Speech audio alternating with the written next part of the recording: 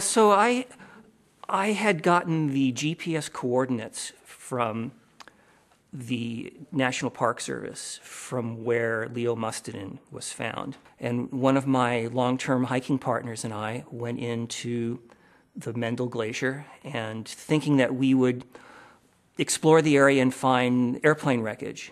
And my intention was, with the GPS coordinates of Leo Mustinen, to walk to the site where his body had been found. I wanted to sit there and look at the scene and try to understand,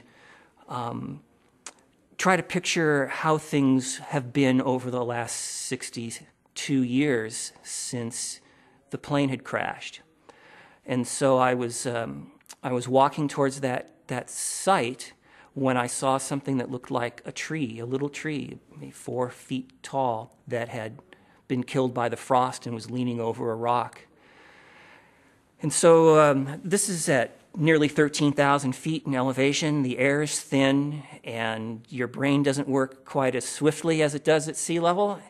So it took me a moment to realize that there aren't even any grasses growing around here. How could there be a tree? And just at that moment, the sun was shining on an object, on what I thought was a tree, that looked like a gold ring. So I was drawn closer to the object, and as I got closer, maybe 100 or 200 feet away, I realized that, of course, it wasn't a tree, that the ring was on a finger and the finger was attached to a person. And that's when I realized I'd found the second of the 4 people from the airplane. DNA testing at the POW MIA Accounting Command in Hawaii confirmed this was the body of Cadet Earnest Glenn Munn. His long journey back home finally came in May, when his body was flown from Hawaii to Pittsburgh International Airport. Did I tell you I just wanted to get out and hug that casket? I just felt like he's there and I wanted to hug him. So, sad in a way and emotional, and I just don't know. I'm just trying to, get settled here. A special military service followed a few days later near Munn's hometown of Pleasant Grove, Ohio. The wooden box. The wooden box holds the remains of a veteran finally brought home. From 1942, all these years, hoping, wondering, gladness, tears. Many years has slipped away, not knowing where he was. He is now home with his family today.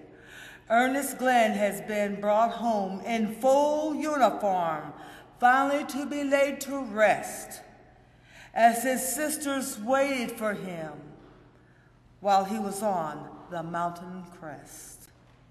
Welcome home, Earnest Glenn Munn. Welcome home, son. Life goes on here on Maple Street. People come and go, some will never meet.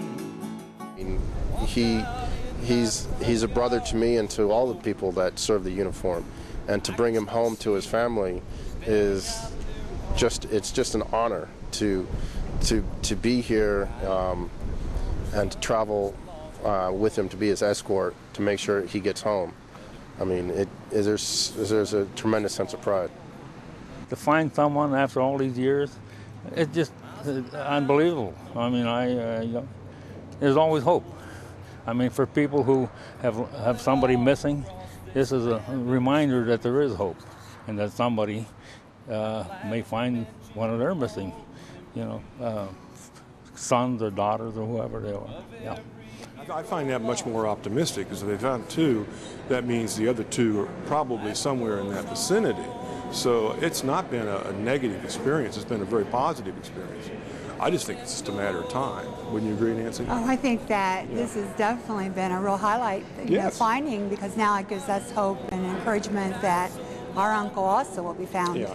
It's really a relief to know that he's home. I think so too. I think it's an answer to our prayers. According to the military, there are 78,000 World War II soldiers still missing. But Glenn Munn makes one less.